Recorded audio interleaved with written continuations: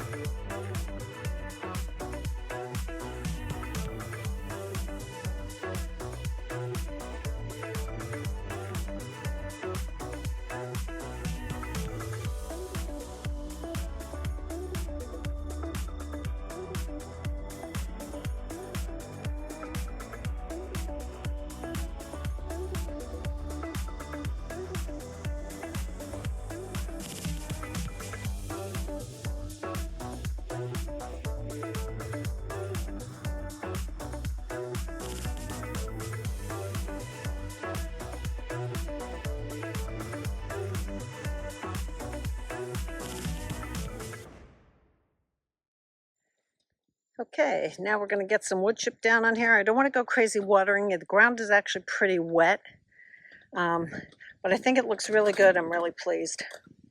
Something I do want to point out, when you're putting down mulch, keep it away from the crown of your plants. So I'm being very careful not to push it right up against the crown of any of the plants.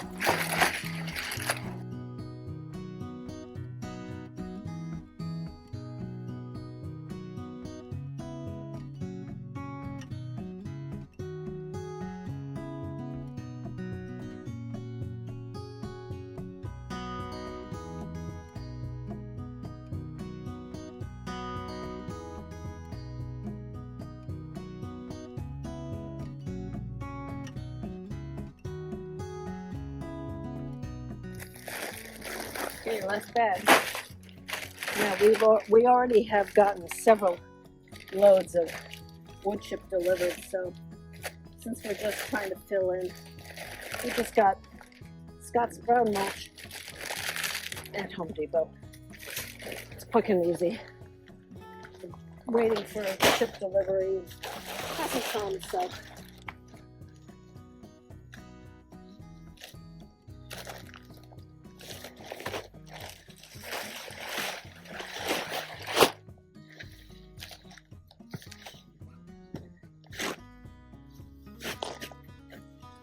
sure I forgot some spots. Oh, I see one over there.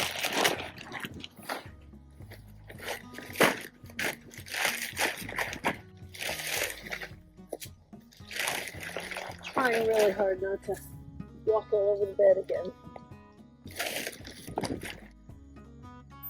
Anyway, I think for the most part, I've got it all. All right, let me take you around the other side and show you that. Really loving the way it looks. I think you can see, there you go. Looks nice with the wood chip down. The Chesky dwarf birch will get about 3 or 4 feet wide. The mini twist pine will be about 4 feet wide, and the same with eventually the weeping spruce, but you know, that'll take forever, so I'm not worried about. Things can always move. Got a couple of grasses, Niagara Falls, I think, and Cheyenne Sky, I think, are the two that are in there. This is Sombrero Lemon Yellow, I think, and that's one in a melon. I think I said Granada Gold before. And this is, these heucheras are Frosted Berry. This is a relatively new one. I love it. So I got a bunch of these plants when I was up at Proven Winners in New Hampshire. Love it, love it, love it. Project finished. Yay. Not sure if I ever mentioned, this grass is Desert Plains. This one is Cheyenne Sky. The birch, Chesky Gold, is a dwarf birch. There's more of the peachberry ice eucheras, one in a melon, coneflowers, lemon, sombrero, lemon yellow improved, and frosted berry heucheras went in here. So except for the 2 evergreens, all proven winners. I've started some of my cool flowers. So these are Sweet Williams that I'm going to be getting ready to plant outside for the winter with the cool flower method, which I did last year. I'll try to link that video below. I also have some more perennial salvia. This is Sky Dance. I've got some geraniums going here, and then I have more little gem lettuce, and I have some outside, but I think I'm gonna have more than I need.